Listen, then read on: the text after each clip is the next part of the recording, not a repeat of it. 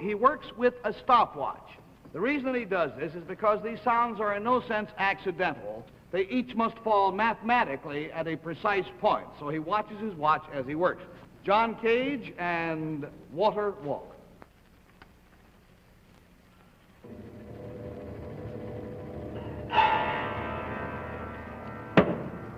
I think a lot of what Cage is about is wonder.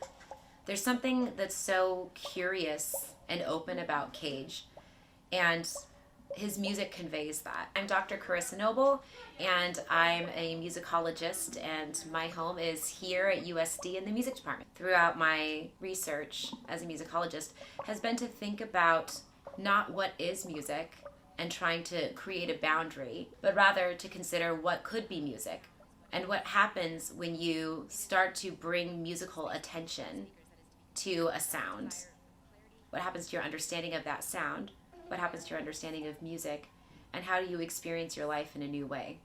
The thing about Cage is he had such a big impact on the generations of composers that came after him, especially in America, but also in some other places as well, in Japan especially. My name is Kristopher Adler. I'm a professor of music and director of the Asian Studies program at USD.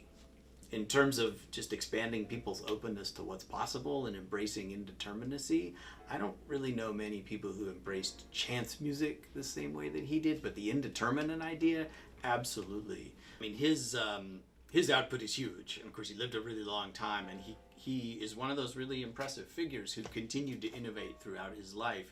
So the early period has a lot of things which were kind of absorbed into the 10,000 things, but in a way that's just not really at the foreground at all. So, we weren't able to be representative at all. And the whole time bracket thing at the end of his life, which occupies easily 20 years, I think, of his career, as an approach to organizing indeterminate music, we didn't play any of that music. So there's too much for one concert to sort of capture the sweep of all the different things that he did. Not to mention electronics and theatricality and all these other things. And I think he's widely misunderstood as a provocateur, and he is. His ideas are provocative, but they're provocative for a purpose. They're not just provocative for the sake of garnering attention, getting his 5 minutes of fame, so to speak. He's there to provoke us, to wake us up from the ways in which a lot of our cultural assumptions that become invisible to us over decades, centuries, millennia, have curtailed our ability to perceive something new or to perceive anything that's outside of those cultural expectations. And he wants us to actually really listen to sound. And I think there's a really important object lesson in that, whether you care for his music or not. But in terms of independent and popular music, he was sort of the progenitor of some of the more experimental sides of popular music in the 60s too, through people like John Cale and Yoko Ono and Tony Conrad. Again, not my area of expertise, but he had a really big impact in those eras when his reputation as a composer was really growing, and he was kind of tapping into that kind of countercultural popular movements that were also interested in Eastern religions like him. So he was very much like a father figure to some of those countercultural movements. It's kind of a big, it had the tendrils go really far, I think, into contemporary culture. Was very much a kind of self-taught explorer of ideas from around the world, and even from early on was very interested in mystical religions from India, from Europe, and then later, very famously, became very interested in Buddhism, Zen Buddhism in particular. And in fact, that interest really kind of becomes the center of a lot of his thinking right about the same time that he composes the 10,000 Things. So it does really figure into that. That title, the 10,000 Things, comes from Buddhist philosophy. It's sort of, and Taoist philosophy. It's sort of, the 10,000 is sort of the generic traditional standard number for a lot. So it means sort of the infinitude or the multitude. That's why he was drawn to it. So he's seeing all these resonances and getting inspiration from Eastern texts. So chance composition is coming from the Book of Changes, which is a Chinese fortune-telling text that he was gifted. All these ideas are coming together, and he's picking different ideas that inspire him. So he's not so much a practitioner or a follower of one particular religion, but kind of idiosyncratically putting together a personal philosophy for how he conducts his life and how he conducts his music that go together. but they aren't really in any one sort of institutional framework. It's very much a personal thing. The thing about the 10,000 Things is it is a largely conventionally notated piece, so it's a chance composition. So chance is deployed in creating the work, but once the work is done, it's like written and down and fixed. So in a way, we can approach it very much like a conventional piece of music.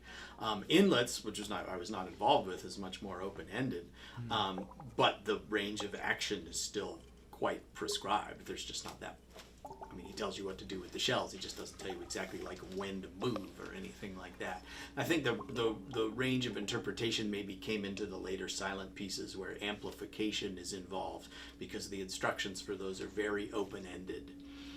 So it's just a matter of sort of deciding how to meet what he put in the score, as well as some information from musicologist James Pritchett that sort of talk about what he intended with those pieces, to try to triangulate what would be a good interpretation of essentially amplifying any action, but then sort of doing it in a context that meet those requirements, and then later producing sound without sort of amplifying the room, but without reaching a level of feedback, but like being right on the cusp. Yeah. That could be done in kind of a lot of different ways. My name is Charissa Apple. I teach digital audio composition in the Music Department at USD. So much of the sonic material, or the sounds that we hear during those pieces, is kind of taking us out of what we might imagine as being conventional musical timing and texture, right? So rhythm and melody and harmony, kind of taking us out of that way of listening and more into sort of the ambient, kind of everyday pedestrian sound that is around us all the time. So in a way, the silence is sort of, it's a metaphor. Having a piece about silence also just demonstrates that there is no silence, right?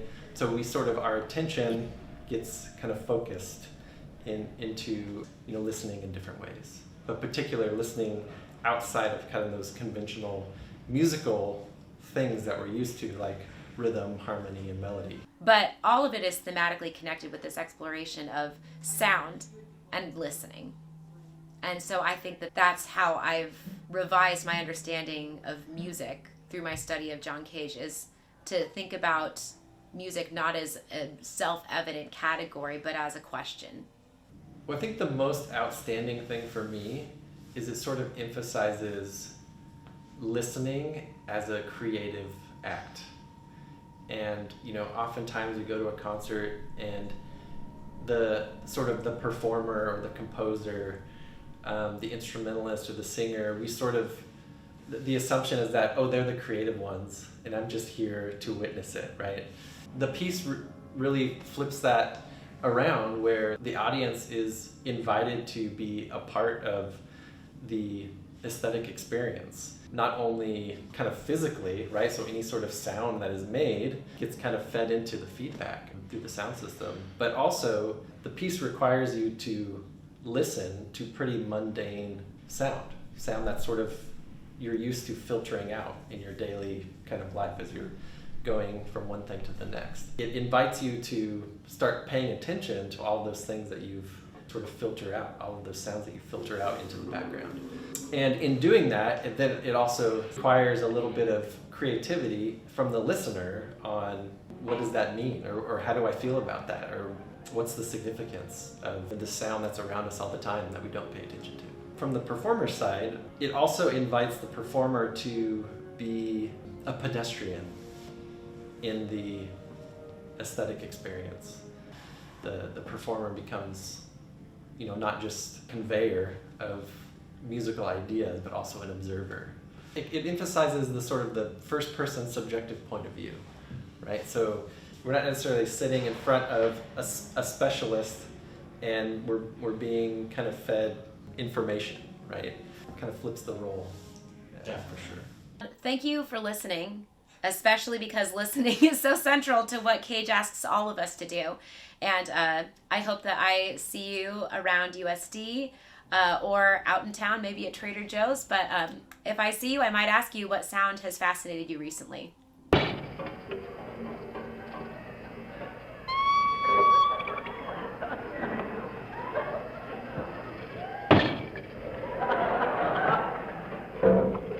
Thank you.